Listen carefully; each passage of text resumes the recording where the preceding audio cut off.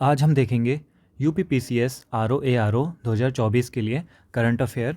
और इसमें जो जनवरी 2023 से मैं शुरू करूँगा और जितने भी मंथ हैं उनमें जो वन लाइनर जैसे होते हैं इम्पोर्टेंट उन सबको ख़त्म करूँगा। तो आज की इस वीडियो में मैं पूरा जनवरी माह का पूरा ख़त्म कर दूँगा, ठीक है। तो और ये आने वाली यूपीपीसीएस जो प्री 2024 का होगा उसके लिए भी उतना ही इम्पोर्टेंट रहेगा, क्योंकि दोनों ही एक ही संस्था करवाते हैं। तो अगर जो क्वेश्चन इसमें नहीं आए लेकिन वो आगे भी आएंगे, ठीक है।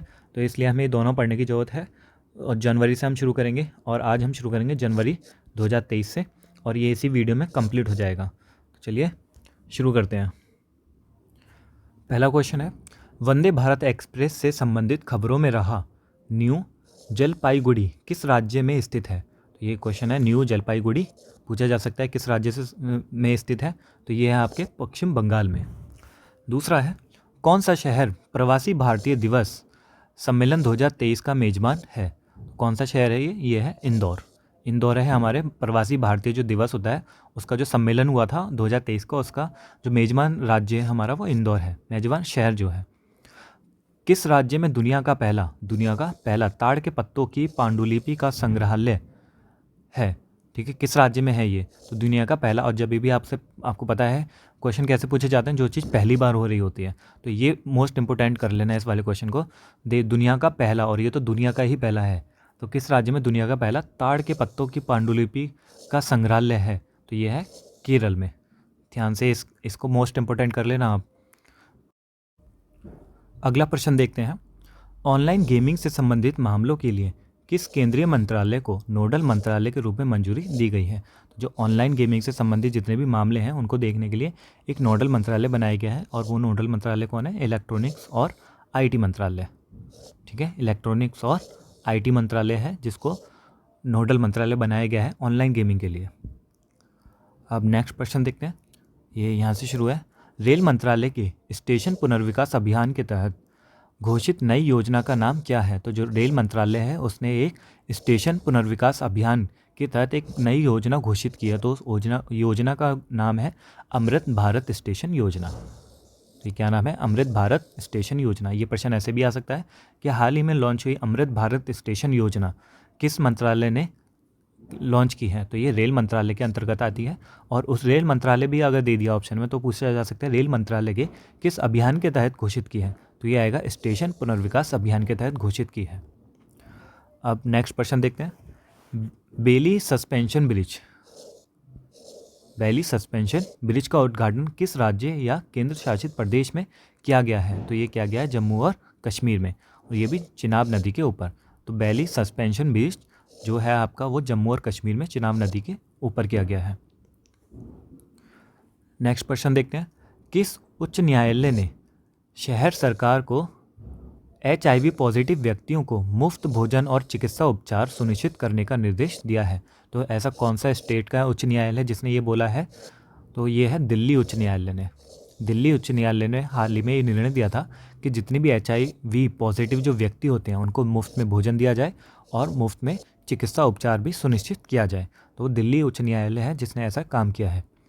नेक्स्ट प्रश्न है, किस केंद्रीय मंत्रालय ने draft online gaming policy launch की है। Draft online gaming policy, draft होता है कि एक मसौदा होता है, इसका मतलब यानी अभी पूरी तरह से तैयार नहीं हुआ है, इसका ओवरव्यू इसमें दे दिया है कि ये हम लेकर के आ रहे हैं।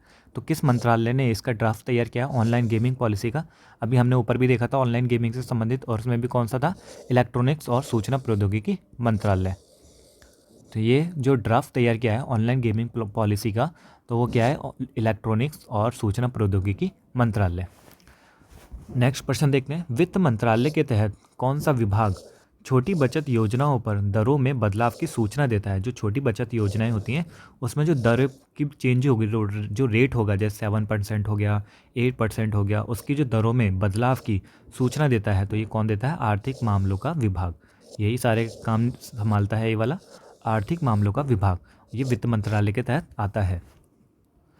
नेक्स्ट प्रश्न देखते हैं, किस केंद्रीय मंत्रालय ने प्रज्वला चैलेंज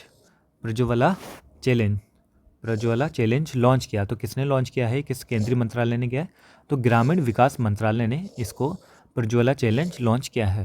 तो ये ध्यान रख लेना, प्रज्वला चैलेंज लॉन्च किया है किसने, ग्रामीण विकास मंत्रालय ने। इस चुनौती के तहत ग्रामीण अर्थव्यवस्था को बदलने के लिए व्यक्तियों, उद्यमों, स्टार्टअप, निजी क्षेत्र, नागरिक समाज और अन्य लोगों से विचार आमंत्रित किए गए हैं। देखते हैं, भारत ने किस देश के साथ राजनयिकों के परीक्षण में सहयोग बढ़ाने के लिए एक समझौता ज्ञापन पर हस्ताक्षर किए? तो ये पनामा देश के साथ भारत ने राजनयिकों के परीक्षण में सहयोग बढ़ाने के लिए समझौता ज्ञापन पर हस्ताक्षर किए हैं। सड़क परिवहन और राजमार्ग मंत्रालय किस महीने में सड़क सुरक्षा सप्ताह मनाता है? तो ये मनाया जाता है जनवरी में और 11 से 17 जनवरी तक। तो सप्ताह है इसलिए एक सप्ताह मनाया जाता है। 11 से 17 जनवरी जो दूसरा सप्ताह होता है उसमें मनाया जाता है। हाल ही में खबरों में रहा भीतरकनिका राष्ट्रीय उद्यान। अब ये ऐसे प्रश्न बहुत इंपॉर्टेंट बन जाते हैं जो इससे जुड़े हुए होते हैं, जैसे राष्ट्रीय उद्यान वगैरह से। तो भीतरकनिका राष्ट्रीय उद्यान किस राज्य केंद्र शासित प्रदेश में स्थित है? तो ये ओडिशा में है। ये ध्यान रख लेना, ये मोस्ट इंपॉर्टेंट क्वेश्चन बन सकता है। नेक्स्ट है विश्व बैंक की ग्लोबल इकोनॉमिक प्रोस्पेक्टस रिपोर्ट। अब यहाँ दो चीज़ ध्यान देना, एक तो ग्लोबल इकोनॉमिक प्रोस्पेक्ट रिपोर्ट कौन जारी करता है? विश्व बैंक जारी करता है, ठीक है। वो रिपोर्ट ही पूछ लेगा। इसके अनुसार 2023-24 में भारत की अपेक्षित आर्थिक वृद्धि कितनी है? तो ये है 6.6%। 6.6% है भारत की अपेक्षित आर्थिक वृद्धि, यानी भारत की जो इकोनॉमिक ग्रोथ रहेगी वो रहेगी 6.6% तक रहेगी 2023-24 में। और ये किसने बताया? ये बताया विश्व बैंक ने अपनी रिपोर्ट में, ग्लोबल इकोनॉमिक प्रोस्पेक्टस रिपोर्ट में। नेक्स्ट देखते हैं, एनएसओ के पहले अग्रिम अनुमानों के अनुसार 2022-23 में भारत की अनुमानित जीडीपी वृद्धि कितनी है? तो ये 7% है।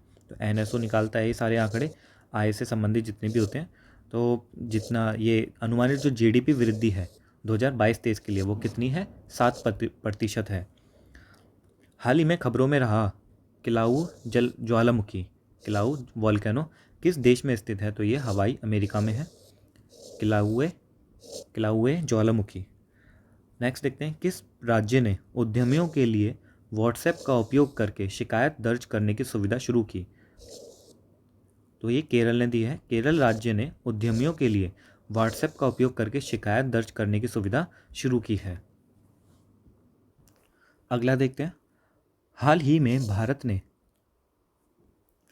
रेडियो और टीवी प्लेटफॉर्मों में विभिन्न शैलियों के कार्यक्रमों के आदान प्रदान के लिए किस देश के साथ एक समझौता ज्ञापन पर हस्ताक्षर किए? तो भारत ने किसके लिए? रेडियो और टीवी प्लेटफॉर्मों पर में विभिन्न शैलियों के कार्यक्रमों के आदान प्रदान के लिए। तो ये जो समझौता ज्ञापन पर हस्ताक्षर हुए हैं वो किए गए हैं मिस्र देश के साथ। नेक्स्ट देखते हैं, किस संस्था ने world economic situation and prospectus 2023 report जारी की? तो ये रिपोर्ट जब बहुत इंपॉर्टेंट होती हैं, 2-3 रिपोर्ट तो हमेशा आती हैं पेपर में। तो world economic situation and prospectus 2023 report जारी की थी विश्व बैंक ने। स्मारक मित्र योजना को पर्यटन मंत्रालय से किस मंत्रालय में स्थानांतरित किया गया? तो ये क्या गया? सांस्कृतिक मंत्रालय में। ये इजी क्वेश्चन है। जो स्मारक होती हैं वो मॉन्यूमेंट जो होते हैं पहले पर्यटन मंत्रालय में था, अब संस्कृति मंत्रालय में आ गया। नेक्स्ट देखते हैं, कौन सी संस्था सरकार की ओर से सॉवरन ग्रीन बॉन्ड जारी करती है? तो ये आरबीआई है। आपने पढ़ा ही होगा, बहुत सालों से न्यूज़ में है ये और हमेशा न्यूज़ में आता ही रहता है, सॉवरन गोल्ड बॉन्ड योजना। आधार, UPI, digi locker, CoWIN, GEM और जीएसटीएन जैसे डिजिटल समाधानों के समूह का नाम क्या है? डिजिटल समाधानों के समूह का नाम क्या है? तो ये है इंडिया स्टेक। इंडिया स्टेक इस पूरे समाधानों को बोल दिया है डिजिटल समाधानों के समूह।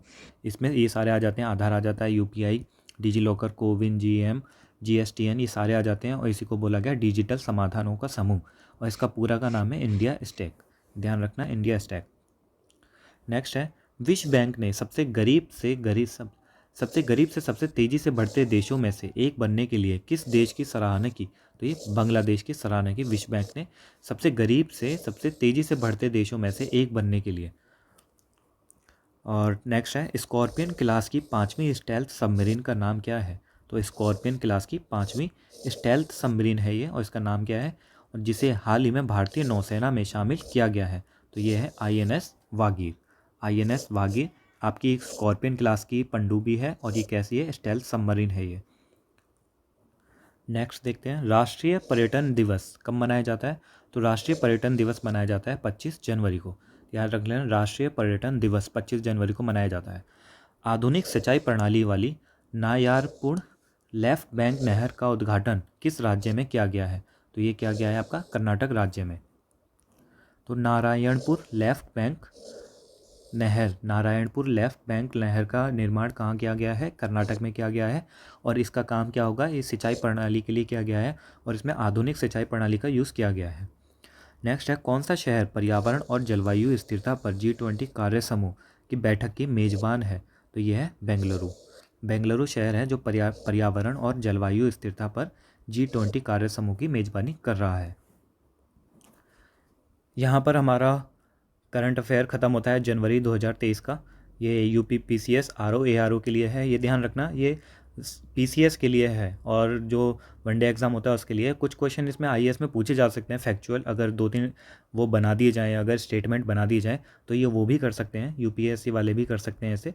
लेकिन ये ज़्यादातर क्वेश्चन जो से वन लाइनर जो होंगे वो आपके पीसीएस वालों के लिए है। आईएएस में भी ये पूछे जा सकते हैं अब, क्योंकि इसका आपको पता है आईएएस में कितना ब्रॉड एरिया हो गया है, कुछ भी पूछा जा सकता है, तो ये उसके लिए भी बहुत ज़रूरी हो जाता है। तो सब कुछ करते हुए चलो, समझे। तो अब मैं नेक्स्ट वीडियो लेकर के आऊँगा जिसमें फरवरी का 2023 का करंट अफेयर होगा, और इसमें कुछ करंट अफेयर जैसे छूट गया होगा तो हम जो घटना चक्र की होती है हम उसको कवर करेंगे, उसमें और भी अच्छे से कवर हो जाएगा। अब क्योंकि जनवरी का है इसलिए इतना डिटेल में तो नहीं पूछा जाएगा, ये बस इंपॉर्टेंट था, इतना कर लो, इतना ही काफ़ी रहेगा। चलिए मिलते हैं नेक्स्ट वीडियो में फरवरी 2023 के करंट अफेयर के साथ, तब तक के लिए बाय बाय।